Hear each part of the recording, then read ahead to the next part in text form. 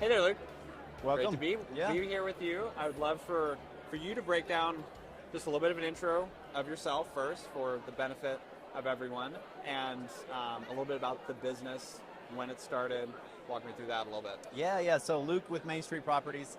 We operate out of the Florida Panhandle, manage about 600 doors right now, a little bit of single-family, multi-family mixture. We've been in business since 2011 officially as Main Street. Started as another company before that and kind of merged, and have just been kind of focusing on the A-B class of single family in our area, really. Got it. So you're exclusively single family, or do you expand outside of that? So we started exclusively single family, and then we found a bit of a need for what we call mid-size multifamily. You know, there's plenty of people that do duplexes, triplexes, and plenty of corporate rentals for the 100, 200, 300 unit apartments.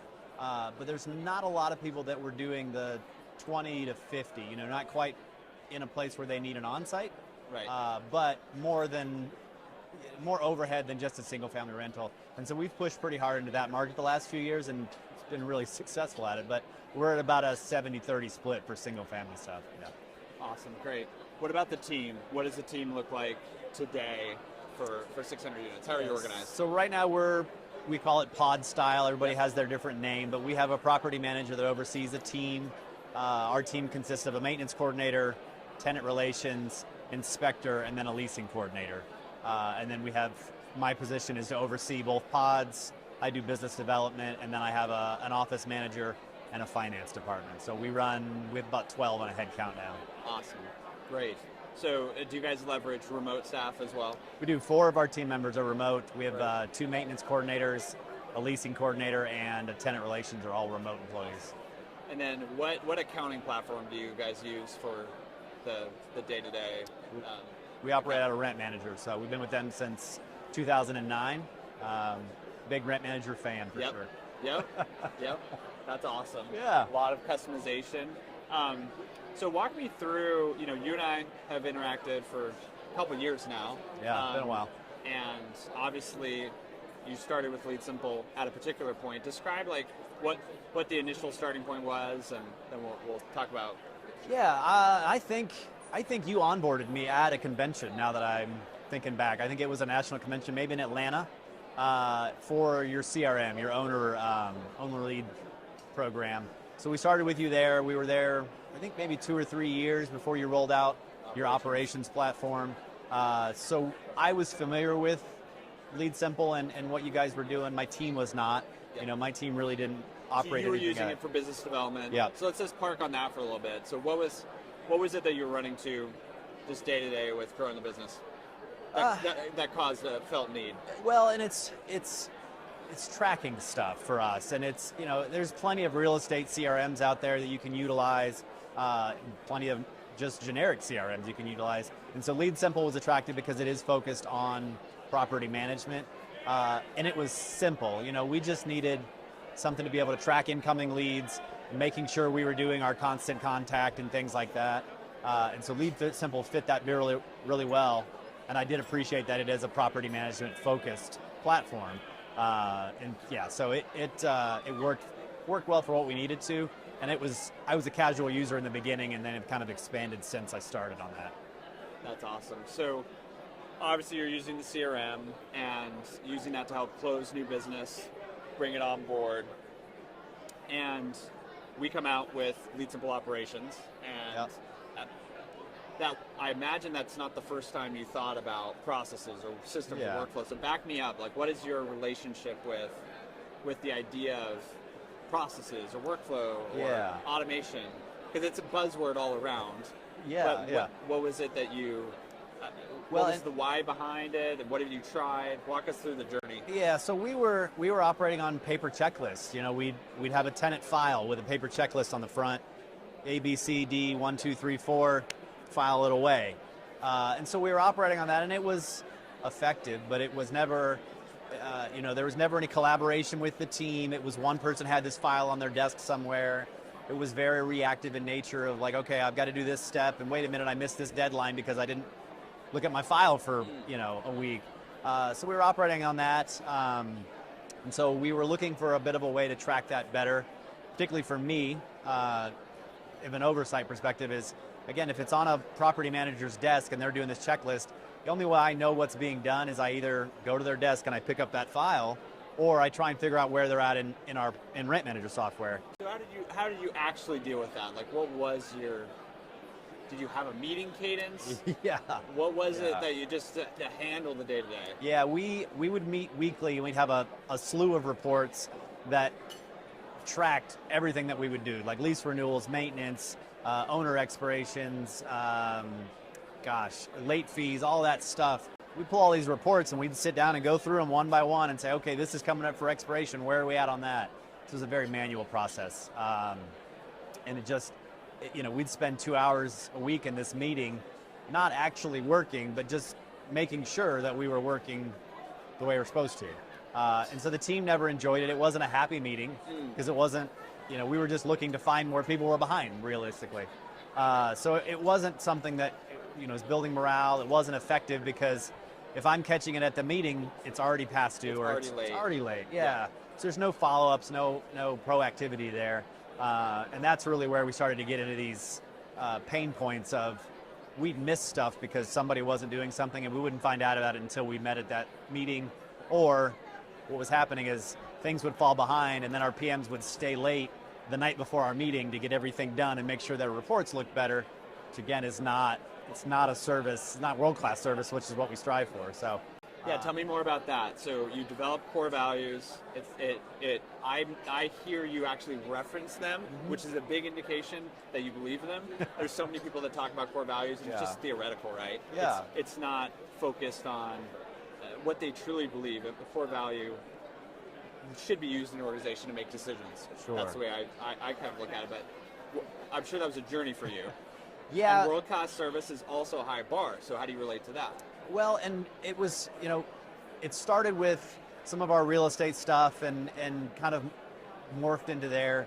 I have a real hard time with the reputation of property managers and landlords in general. You talk about being a landlord and it's never necessarily a positive conversation with people outside of our industry, right. Realistically. And so my always present goal is to try and elevate the reputation of property managers as somebody who provides value. Real estate agents, they're sexy and exciting. Yeah. Property managers just, we're the redheaded stepchild, you just manage property. And so the world-class service kind of stemmed from that to say, we want to elevate what property managers are doing in our area in particular. And then the hometown value saying, Pensacola, I would still consider a small town. We're beautiful. Still, it's a beautiful town. We're still kind of an unfound gem, but a small town, very rural. We had a very homegrown feel, and so we wanted to maintain our hometown values. So, and that means different things for different people, and that's kind of where all that came from. But, you can't have a world-class service value and not try and provide that, and that's really what a lot of property managers miss out on is, the level of services provided is just, hey, I rent your home and I take care of your maintenance. And that's what would you say is the number one complaint that you see across the board because when you say world-class service, what does that not mean? Oh, it's communication. I'm blown away every single day that we get calls of like, hey, I can't get in touch with my property manager. I want to make a change. And that's the property manager's number one goal is to communicate and facilitate that communication. So that's one of our, our KPIs of you got to have a same day response, whether it's email or phone call or text. Yep. And so that is really what we focus on, and that was kind of what led us into the CRM side of LeadSimple. It's because we'd come to these meetings and look at the statistics of saying, hey, if you can respond within 10 minutes of a lead coming in, I don't know, I think it was 85% more likely you'd get that business. Correct. And so we just weren't doing that. We'd get a message and it would get passed around and wouldn't work. So the likelihood, and this is on the real estate side as well, but 70% of buyers and owners go with the person they had the first meaningful conversation with. So yeah, and I do that a lot. You have minutes, maybe 15, 20 max, where it actually creates a wow experience. Otherwise, it's just you're doing your job, basically. Yeah, and I do business development still on our end, and I get it all the time. We'll get a lead, it comes to my phone, I'll just step aside with a quick call and say, I got your stuff, let me set up a time, and they're like, oh my God, I didn't expect anybody to call me, and I'm like, well, that's what we strive for, and that kicks off the relationship 100%. so well. Yeah, if you call them back 3 days later, they're like, oh God, who are you again? What were you doing? And I already submitted my form on 3 other websites. Yeah. Luke, so I don't remember Main Street. So that kind of response is really part of what we strive for, that world-class service. The rest of it is more focused on making sure that the problems that are brought to us are resolved in a way that meets everyone's expectation. And that's a goal that, you're never going to meet that goal. Right. But if you start with that mindset of all right, I've got an owner expectation, vendor expectation, tenant expectation. How do I meet that? Okay, let's start there. Yep. And that's what we end up doing with that service side of things. And you focused on communication, so communication being the key, and the way you were managing was pulling reports, using the accounting software to the limits to try to extract from it what was or wasn't happening. So walk me through the next step. What was the next step in your journey as you're like, okay, this isn't enough? Well, and it was kind of a slow process for us. I'm big on scripts. You say this, you're telling people the same thing over and over again. There shouldn't be a reason you can't just copy paste it all the time. And so I had all these pages of Word documents and things for our staff of hey, if you have this question, use this script.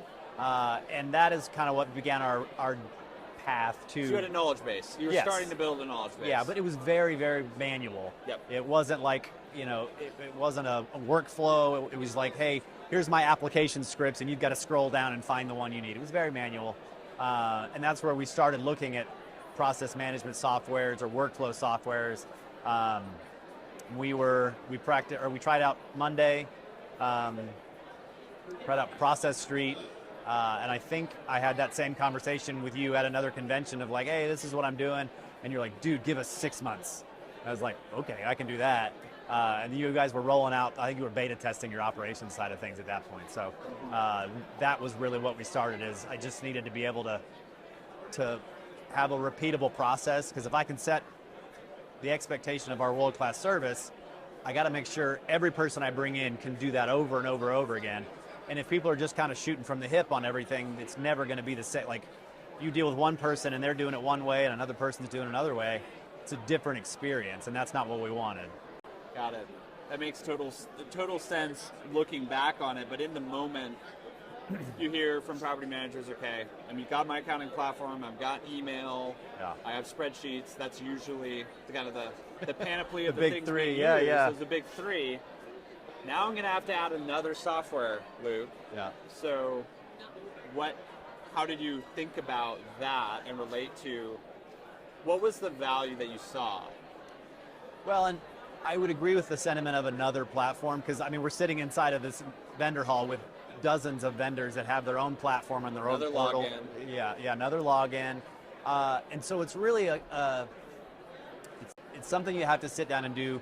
Where do I spend the most amount of my time, or where does my staff spend the most amount of time? And how do I make that either easier or less expensive or less time? And that really becomes where my focus should be, or where my money should be. Whether you're looking at, if you're a one-man shop, it's all about how much time you have. Right. If you have a whole team of 10, you're more focused on realistically where your money goes. And so it's that cost benefit, or the dollar per outcome of what you're looking for. And so that's where we focused. And the checklists that I had were a big pain point for me, and those meetings were a big pain point for my team. And so we looked at ways to fix that. And that the operations, the process side of things really address 3 or 4 things, and so it was worth it for us to say, all right, we can add one more thing to address this slew of issues that we have. Right, it's not like it was totally disconnected from the accounting data. Yeah. Right, so we'll get to that in a second, but walk me through, as you think about the ROI, what's the return on investment of changing the way I do work, or taking the way I do work and documenting it, streamlining it?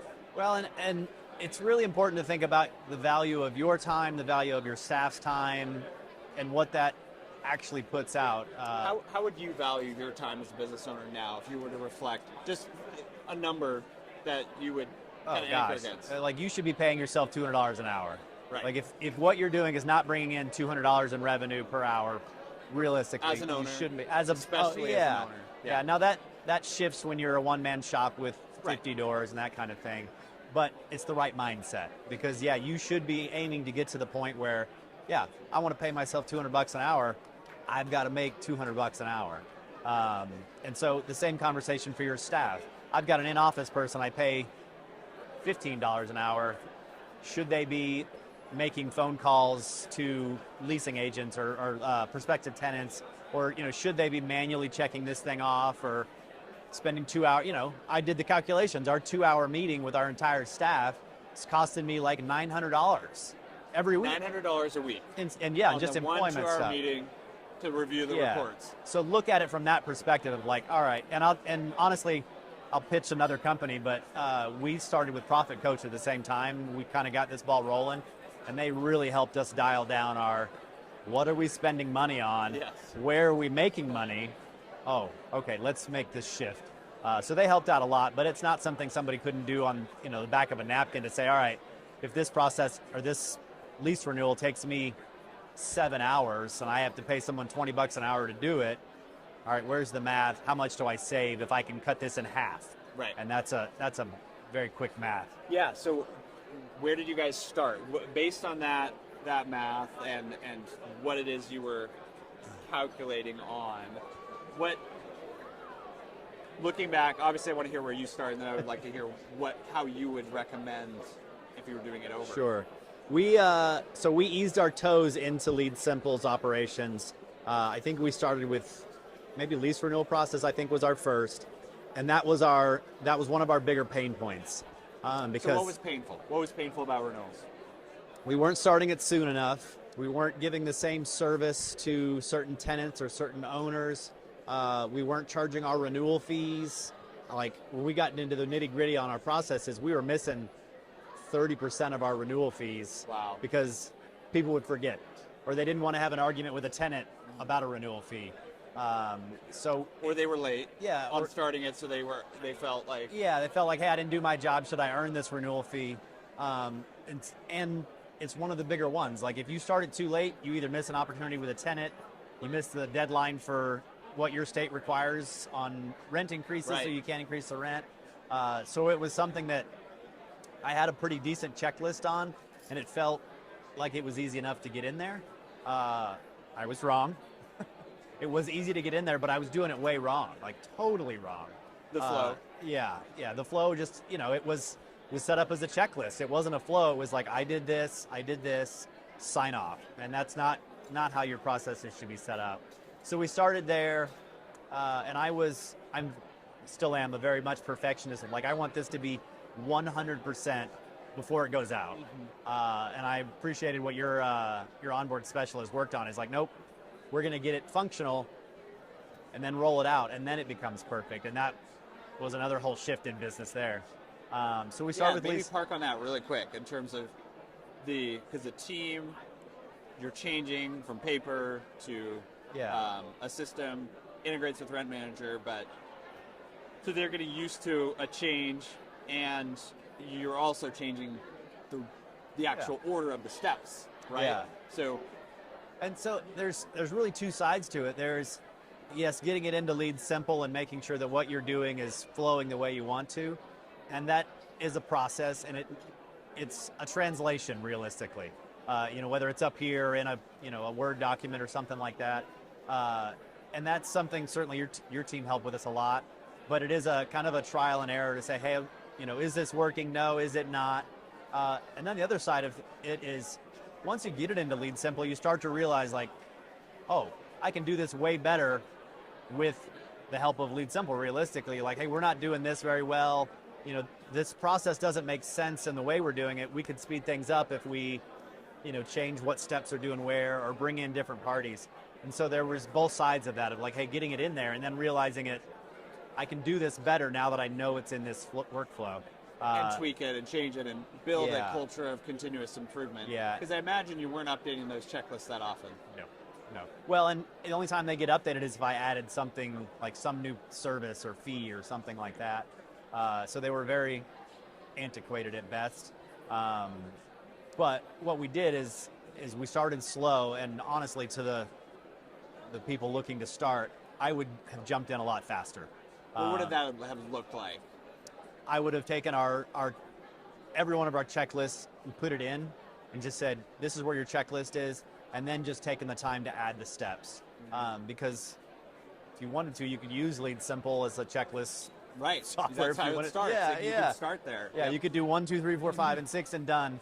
But that then lets you have the opportunity to use it on your properties, your owners, your tenants, and say, oh, that's not necessarily efficient, or I can do this way better, and then start adding on to it. And that's really where we're at now, is we've taken those core processes, now they all have split offs and conditional stuff that makes life a lot easier and lets us be way more efficient on things that really are they should be automated for a lot of people. Right. What are some examples of like time savings that you saw relatively quickly? Like what was the... Well, it was those scripts. Scripts is the big one. I had Word documents and say, hey, go copy and paste this into your email. And so they'd create an email and copy and paste it and send it out. And that doesn't sound like a lot of time, but if you're doing that 20 times a day, right, every day of the year, it's a huge time suck. And so LeadSimple lets us, those scripts are auto-populated, automated. Most of them are automated to send out too, so I don't even have to click the button. Right. And so that was a very, very easy return to say, hey, I've now saved X amount of hours a day, not having to either copy and paste or type this email out. And it then means it's repeatable. So every one of our tenant relations sends the same email, the same information when a tenant is approved. Yep. So that was really clutch. The other thing is it lets us begin the process when it's supposed to and make sure the timeline really fits. Again, a paper checklist, there's no deadlines, there's no dates. Yeah, you're manually reading it and saying, hey, this is past due, why? LeadSimple sends you reminders, which is nice, and it then lets me as a broker owner have the oversight to say, all right, who's behind on what and why? It's color coordinated, and red is bad, orange is not as bad, and green is good. So that lets me, from my perspective, either focus on where we're struggling or highlight, hey, where we're doing a really good job, and reward the people that are doing the good job in that one. Yeah, you have now a tool to tweak and change the way you want to do work as an organization. How did the team respond initially? I'm sure everyone loves change, right? Yeah. Yeah. Well, and I know there's different mentalities, particularly if you talk to people around here of like, hey, it's a team, they're your employees, they'll do what you say.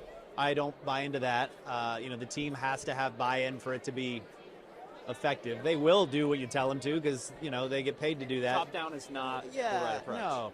No. So it takes conversations to show them why it's effective or why it's helpful for them. And the nice part about LeadSimple is it's very easy to do that with the entire team. Walk me through that. Like, what were light bulb moments for them? Well, the first one was got rid of the report meeting. That was... So the report meeting's gone. Gone? Yeah, okay, that probably was a breath of... Yeah, we meet once a week now, but we talk about, like, company goals, values, events that we want to do. Like, hey, we want to do a charity event. What's that look like for Q4? So it's a much more empowering... Positive. Yeah. So that was a positive response right away. And the other side of things was a lot of the... I don't want to call it menial work, but the quick emails, the responses, the auto texts and stuff like that tenants or staff is having to do, mostly to tenants, is right away, one click, they can do it, and they don't have to keep following up and doing that kind of thing. So it was easy to demonstrate that you're doing this now. If you just spend a little bit of time learning the processes, learning how to do it in LeadSimple, it's pretty much automated for you. And so that was really helpful for them. There's still a little bit of friction when I introduce a new process and say, hey, this is how we have to do it. But it is more of a, oh gosh, we don't have time to learn this. Let's do a training session. And so one of our weekly meetings turns into a training session. And that helps a lot too. And then you have a place to roll that out. It's not just the next paper checklist that Talk about visibility from an owner perspective. What do you have now that you didn't have, and how do you value that as a business owner? Yeah, so the LeadSimple has a couple of dashboards that lets us track where we are on processes, and you can get as granular as you want. The nice thing about LeadSimple Operations is it tracks who's doing what, when it's done, what emails were sent, when they were sent, who's opened the emails, and so you can follow all of that. So from an owner standpoint, it's accountability for me. So if something happens that I have to handle, I can go back and say, all right, where did we mess up? From a team standpoint, it's nice because you then have the ability to work together and know what was done, what was the conversation before. So if, my tenant relations person has a conversation with a tenant and then it moves up to the PM's follow-up, the PM can see what the conversation was. But before, we didn't have any of that. It was the Thursday meeting where we'd all have to talk about, all right, this is what's going on here, don't forget that. All right, if this person calls and they're upset, here's why. So it was like nobody knew it was happening unless they remembered that conversation sometime in the meeting. And then from my standpoint, the dashboard to be able to say, hey, where are we behind? Why are we behind on this? I meet weekly with the team, each pod, and then with the PM separately. And we go through that checklist and say, hey, why are these red? Can I help? What can we do? Why are these an issue? Is there a process improvement? Yeah. Is it something with us? Is it a tenant? And it empowers them a bit more to be able to make bigger decisions. If we have a tenant who they're way behind on their lease renewal process because they refuse to schedule an inspection, or they just won't answer us on a lease renewal, our process says, hey, post notice of inspection, charge fee. Our lease renewal says send them a non-renewal. They refuse to sign a lease, right, non-renew it. And that was never something that PMs would do before because they were like, I'm not sure if that's what we should do in this instance. And now it's very like, hey, we'll do this because we get behind. If it goes red, we're doing it. So it empowers them. You have done the steps in advance far enough. Like, when do you start your renewals? How far in advance? 90 days. 90 days. Yeah. So 90 days versus a lot of people that are barely getting to it at 60, or if you drop the ball with that. Yeah, and I know some people that started out 120 days. They have a whole process. Yep. The after lunch speaker today gave me a couple ideas that I'm going to go home and put into LeadSimple about automating the lease renewal choice. We send out a thing. It's a responder of, hey, do you want to renew? Yes, no. Here's our rent manager. Yes, no. And he has it set up where it's an automated, if they click yes, no, it blasts out the renewal. And that's one of the things of like, there's just so much more we can do with it, but it really does, like from first process, your checklist, make it easier for the team and what you're doing there. Talk to me about new, like employee onboarding. Like staff turnover is really tough, right? And that's one of the fears that comes up a lot of, okay, it's all in my head or it's in my team's head. Yeah. What's the before and after for that today? There was nothing before. I'm bad about the policy manual, the handbook, whatever you call it. And so we had one, but it was very vague. It was, basically if we had an issue where we either spoke with an attorney. Guardrails maybe. Yeah, something happened, we'd put it in our policy book. And then training, like we'd sit down, we'd go through our software, we'd go through how we handle things, and then we'd let you shadow somebody who's doing it now. So it was very antiquated for our onboarding stuff.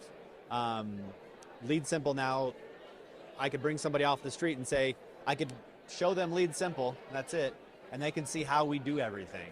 And they'd go through the processes and it says, hey, here's the instructions. So you built out instructions into the process. Yeah, every process has an instruction. Some of them have video instructions where we screen capture where that particular task is in Rent Manager. Some of them have very detailed, like this is the information, this is what you're expecting, this is our Dropbox picture format, stuff like that. So we get pretty granular there. Yeah. So we only update our policy handbook for things really outside of what we're doing, like vacation days, stuff like that, fair HR. Housing stuff. Yeah. And then our training is now inside of LeadSimple. So you actually have a living and breathing training manual that they can even use to learn. Yeah, and we give our staff a gift card anytime they bring us a process. So tell me about this. So we do a lot of gift cards and rewards for things like that. But one of them is like, hey, bring me a process that we can put in LeadSimple that makes our lives easier. You get a gift card. Wow. And so it's, there's so many things that you do daily, weekly, monthly, every 6 months that is basically the same over and over and over again. I've heard that from some great operators in the space that have leveraged the product where they've implemented a core value of, it's your job to document your job. Yeah. And that's pretty much what you're doing. You're saying, if you can provide value in a process to the company, I really want that. Yeah. And you're encouraging that positive behavior versus it being top down, hey, here's this process solution. Let me tell you that you're going to do this. Oh, and by the way, it's a bunch of change, and and I don't really want your feedback on how it's built. Yeah. And it helps with that buy-in. If they're bringing it, they're getting rewarded, and it's making their life easier because they don't bring me things that aren't problems for them. They bring me things that are problems that they deal with. I love that. And so, yeah, it gets as simple like an occupant change. Yeah, I was going to ask you, what were the ones that Occupant change is one. Like, we have somebody that wants to add a roommate. It's roommate applies, roommate's approved, and roommate goes in the application process. Roommate's approved, they sign a document, and we charge a fee. Like, it's very simple. But it's the same process over and over every week, every month. And staying on top of it. Yeah. Like, it's one thing to describe the process, but staying on top of the... Yeah. Like, okay, I started it, then remembering that you actually need to follow up. And remembering, we're moving into a fee-heavy property management market. It's the conversation of the day these days. But it's hard for someone to remember, when do I charge a fee? What do I charge a fee? So from a profitability standpoint, if I have a written reminder that comes up due, hey, don't forget to charge this fee, it's profit for the company. And it makes their life easier because then I don't harass them and say, wait a minute, why didn't we charge this person a fee? Oh, well, I forgot, or I felt bad, or whatever the case may be. Right. So it helps from that aspect. But yeah, we do those. We do a lot of our, not necessarily property management side of things, but business side of things. So employee onboard is one of them. Yep. Like make sure, documents, training, rent manager training. So you're doing employee onboarding as well? Employee onboarding, yep. Our reconciliation, stuff like that, we have operating out of it. So we have a whole bunch of stuff, that, again, we started and we're building out a little bit better. And now with the integration with Rent Manager, we're going to see, I think, that workflow a lot better. So let's talk about the integration with Rent Manager. So there's a lot of process softwares out there. What do you see as a differentiating factor?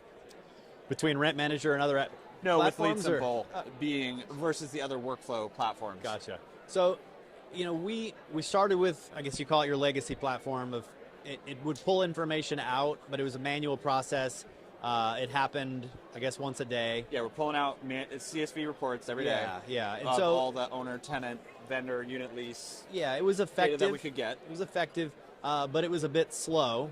And there were we ran into like weird bugs that, if I have two John Smiths, they would merge. Yeah. And so John Smith would get the wrong email or whatever the case would be. Very minor issues when you look at the big picture. But it was something like, all right, if we could get this live, it would let us automate even more. And that's what we didn't push too hard into, is the automation side of things, because you can do a lot with Zapier and all that, because we were hopeful for the integration.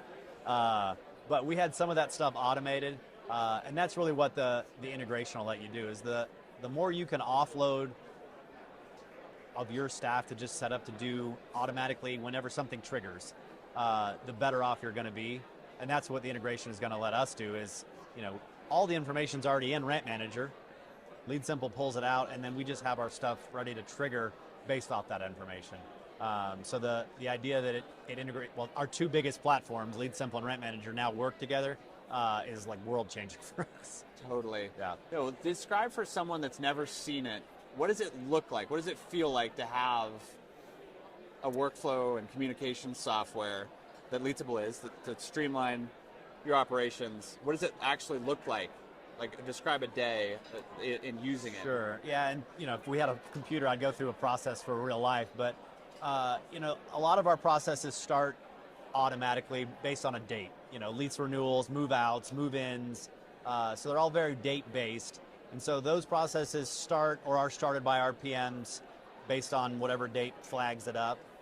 And then it really just kicks off through step 1, step 2, and then it really from there it's going to be conditional on what happens. So, for a move-in process, it starts with our application process.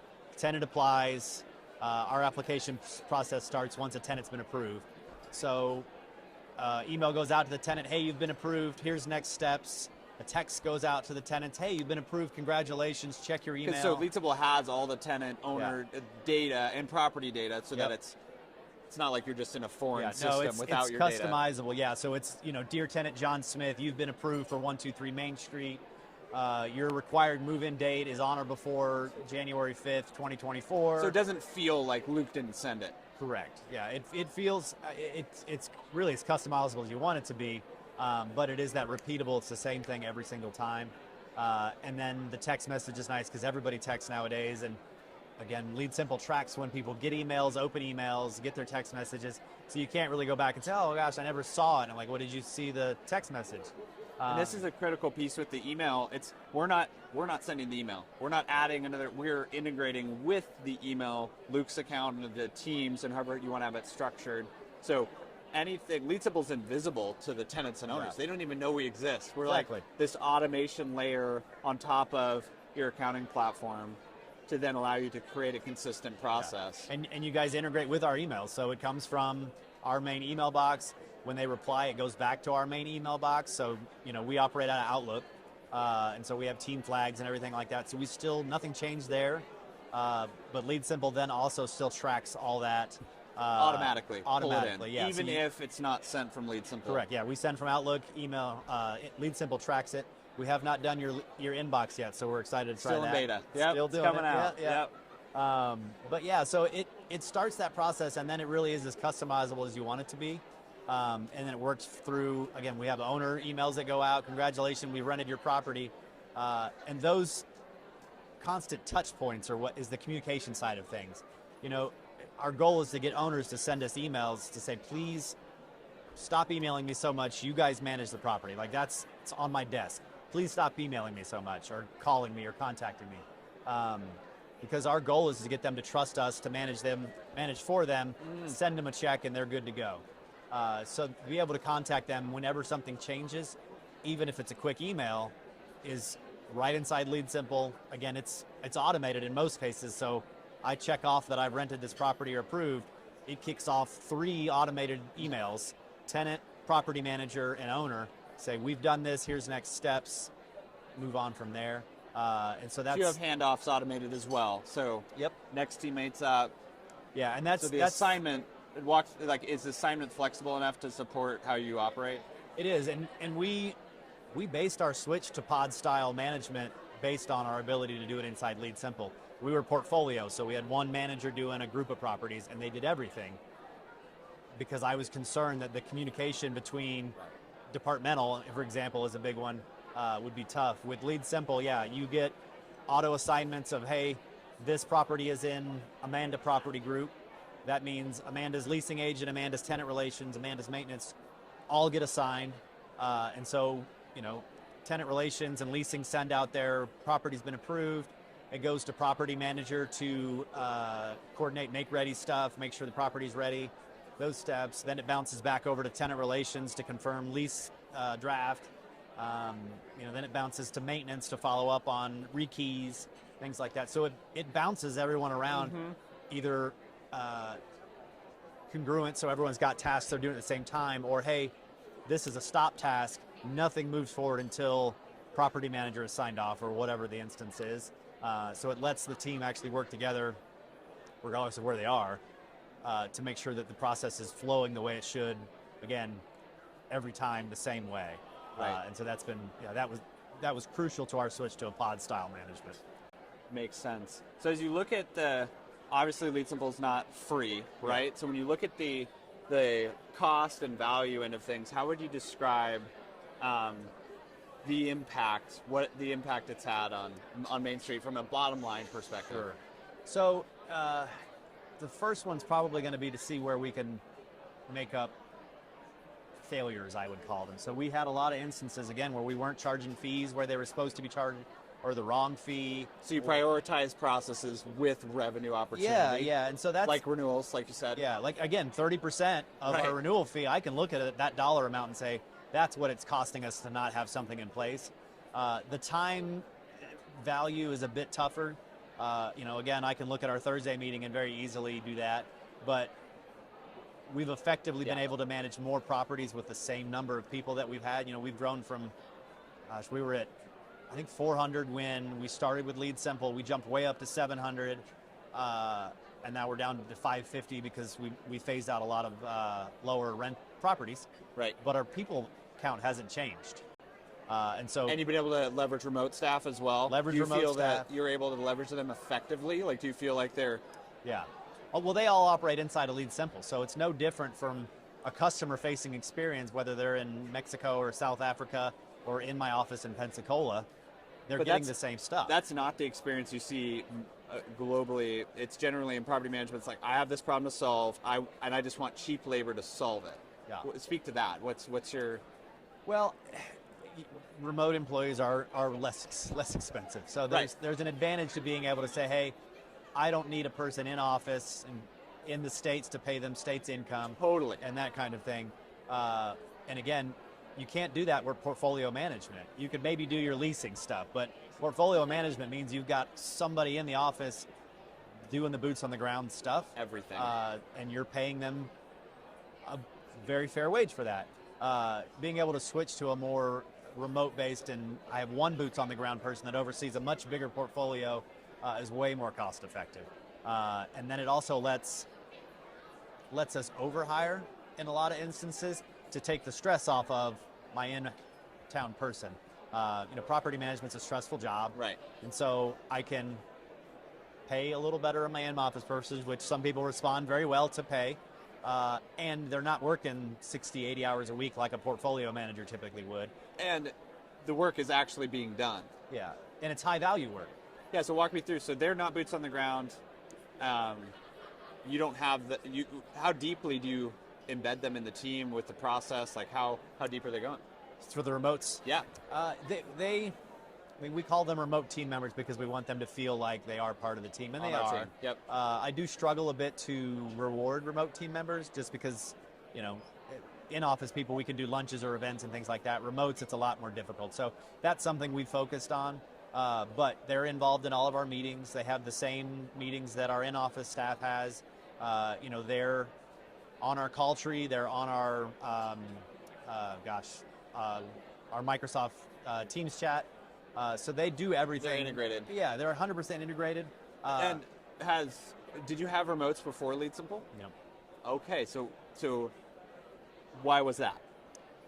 Well, again, because we were portfolio style, and we just hadn't made that jump yet. And we were, at that point, just focused on staying afloat, right. I guess is the best way to put it. And so we made that shift kind of all at once to be able to say, this is not working. Because what would happen is we would grow in properties, we'd hire somebody else, and our revenue or our profit would go down. We'd grow in properties, we'd hire somebody else. And so we had to find something else because we weren't making more money. We were just being scalable. You're just doing more work. Yeah, we were just more stressed. So the LeadSimple remote conversation kind of happened all at once to be able to say this is a better scalable model. This will allow us to leverage the remotes. Yeah, and to the high value conversation, an in-office person, property manager, shouldn't be doing leasing renewal calls of, hey, renew your lease. 100% no. They should be doing oh my gosh, we had an insurance claim on this property. Let me use my expertise to have our world-class service for our clients. Or, hey, I'm onboarding an apartment complex. Stuff that really brings revenue and value to the company should be their focus. The remotes let us still make sure that our world-class service happens to the, hey, renew your lease, but I'm not paying an arm and a leg for that phone call. Right. And then again, LeadSimple lets us do most of that automated. So then even further, I'm not actually having to make the call, hey, renew your lease. They're getting a text message, an email, and a follow-up. You're eliminating the work versus just eliminating some of the work before hiring. Correct. So that you don't just have to hire cheap labor to do undocumented menial tasks. And I will jump on the RTM grenade of people saying, oh, hire American or cheap labor or whatever. I used to have a bit of that mentality. And our first remote came on during COVID, actually. And she just broke down on the phone to me one night. She's like, I just want to let you know, like, this job is such a godsend for me because my first COVID shot, I had to get up at 2 in the morning. I had to drive 100 miles. I had to pay out of pocket. I waited in line for 9 hours. I said, because I have this job, like, I could go pay for private health care, and I got it like this afternoon. My whole family got it. So it does impact other people. You just kind of got to expand that mindset a little bit. Oh, totally. If anyone didn't know, LeadSimple's like totally global and remote first, and it's been awesome. Yeah. You do have to work at it, but it's been phenomenal to be able to leverage the global talent, and I think it's short-sighted to not gain access to that. Yeah, and the technology available now exactly. makes it very, very possible. And leverage that. So yeah, back to the bottom line, like looking at, okay, so we got lease renewals, team efficiency time. The $900 meeting got to die a week. Would there be anything else you'd point to from just you mentioned maybe you guys have been able to add units without additional staff. Yeah. Well, and really every process, the more effective it is, the better your service is. And so that helps the reputation. And from a property management fee standpoint, if you're doing things faster and better, you're making more money. You know, vacancy is the big killer of profit for both rental owners and property management companies. And, you know, having a process software where we're jumping ahead of move-outs and make-readies 30, 45 days, so our vacancy time is way down. That's a bottom. Everything that we do that's faster on a vacancy time goes to the bottom line. Yeah, and so that was helpful for us because again, we were very reactive. Tenant moves out. Here's our move-out checklist. It's like, okay, well now we're way behind, way behind. Now it is hey, tenant's giving us notice. You know, kickstart make ready, kickstart vacant, kickstart marketing. All these processes kickstart, and you're not necessarily waiting for the tenant to move out. You've got them running and ahead of time, or hey, kickstart sales process because the owner wants to sell. Yep. That all goes towards additional revenue, and then it lets you. The sales side is another one. We never farmed leads before we had LeadSimple. It was, hey, do you want to sell your property? Oh, great. We'll help you with that. Now we're able to say your property's coming up. You know, let us know if you're selling. Let us know if you want to renew. Let us know you move in. Oh, we want to sell. Kickstart sales process. Like, we're going to have an agent reach out to you. We're going to have our follow-up marketing house. Yeah. As much as possible. And again, if you're the first person to reach out to them about selling their house, you're much more likely to get the listing. Right. So it lets us focus a lot of our intentions on jumping way ahead of things that are happening to make sure that we're a lot more efficient, and they're being done before they're even before they're behind, basically. And that's one thing that we struggled with, is we were just doing it. All right, it's due now, I'll do it. And that's not a way to run a business. It's definitely not a way to scale a business. Right. Yeah, so maybe we'll wrap up with this. What would be your advice to someone looking to get started, maybe regardless of door side, but maybe in that, in a range, they got some team members, they want to get going. What would be your advice? Jump into LeadSimple. But yeah. Beyond that, enough. What would be the starting point? You know, I would take a look at how much time you're spending on a lot of the processes, and do that back of the napkin math and say, hey, this is what it's costing me in a lease renewal process. I have to spend this many hours on it, and then compare that to what LeadSimple would cost, and start from there. I mean, it's tough, particularly for a smaller shop, to invest in things. Right. But if you can invest in something that returns even a 2x, it makes no sense not to do it.